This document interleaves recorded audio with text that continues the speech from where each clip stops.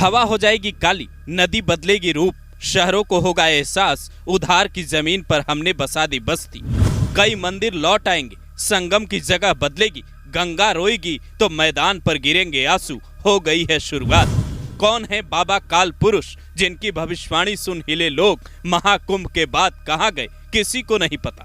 कहते हैं प्रकृति अपना रास्ता खुद तैयार करती है और उत्तरकाशी के धराली में जो हुआ उसके पीछे भी यही थ्योरी बताई जा रही है। लेकिन ऐसे आपदा की भविष्यवाणी महाकुंभ में कई बार पहुंच चुके 95 साल के बाबा काल पुरुष ने कैसे जनवरी महीने में ही कर दी थी, ये सुनेंगे तो आप भी दंग रह जाएंगे। वो ऐसे महापुरुष हैं जिनके बारे में कहा जाता है वो सिर्फ महाकुंभ के वक्त दिखते हैं। उन्होंने हिमालय पर कड़ी तपस्या की है और महाकुंभ के बाद वहीं चले जाते हैं, किसी को नजर नहीं आती। तो उन्होंने इस बार प्रयागराज पहुंचते ही 5 बड़ी बातें कही थी। पहली, नदी को वो सब याद है जो इंसान भूल गया है। नदी अपना रास्ता बदलेगी तब शहरों को एहसास होगा कि वे उधार की जमीन पर बसे हैं। अब अगले 4 साल में वो सब सामने आएगा जिसे मानव अस्थायी और शाश्वत मानता है।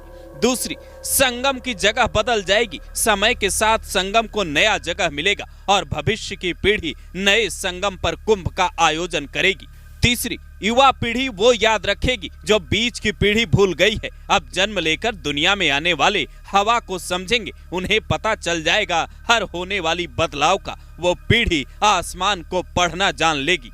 चौथी, चिता जल जाएगी और हवा काली हो जाएगी। दाह संस्कार की जगह पर कौवे अलग तरह की आवाज निकाल रहे हैं और मुर्दे बहुत ज्यादा बेचैन हैं। पांचवी, पहाड़ अपना बर्फ छोड़ देंगे और नदियां पहले धीरे धीरे और फिर एक साथ नया रास्ता खोजेंगी। हैरानी की बात यह है कि खीर गंगा नदी भी अपने पुराने स्वरूप में लौट रही थी। दून यूनिवर्सिटी में भू विज्ञान के विजिटिंग प्रोफेसर डी चौनियाल कहते हैं खीर गंगा नदी बर्फीले ग्लेशियर से निकलती है। वहाँ छोटे छोटे तालाब भी हैं, उनके टूटने से बहाव तेज हुआ होगा, लेकिन पहले ये नदी दूसरी दिशा में बहती थी। आसपास लोगों ने मकान, दुकान, होटल बनाए तो इसकी दिशा बदल गई। पूर्वजों ने जहाँ पहले मकान बनाए थे उन्हें कोई नुकसान नहीं हुआ। हमें ये समझना होगा, यानी नदियों के किनारे की बसावट पर ध्यान देना होगा। जहां लाल निशान लगने चाहिए, जहां से इंसानों को दूर होना चाहिए, वहां विकास के नाम पर विनाश को मंजूरी नहीं मिलनी चाहिए।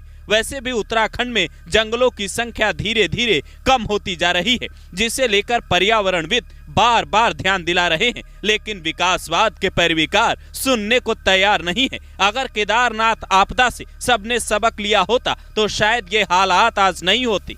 जिस नदी ने विकराल रूप लिया वो पहले भी उफनती रही है। यहाँ तक कि इस नदी का एक धार्मिक इतिहास भी है। कई लोग दावा करते हैं गंगा की सहायक खीर गंगा नदी प्राचीन काल में भगवान कार्तिकेय की एक गुफा थी जिससे कभी खीर बहा करती थी। बाद में भगवान परशुराम ने इस खीर को पानी में बदल दिया, इसीलिए इसका नाम खीर गंगा पड़ा, क्योंकि ये गंगा की सहायक नदी है। हालांकि कुछ लोग कहते हैं यहाँ के पानी में नहाने से कई बीमारियों से आराम मिलता है, लेकिन इन दावों से बड़ी बात यह है कि फिलहाल रेस्क्यू अभियान में जुटे जवान और राहत बचाव को लेकर अलर्ट सरकार इस आपदा से कितना सीख लेती है, क्योंकि भविष्यवाणी चाहे बाबा काल पुरुष की हो या फिर नास्त्रेदमस और बाबा वेंगा की, सब आने वाले वक्त को लेकर इंसानों को आगाह कर रहे हैं।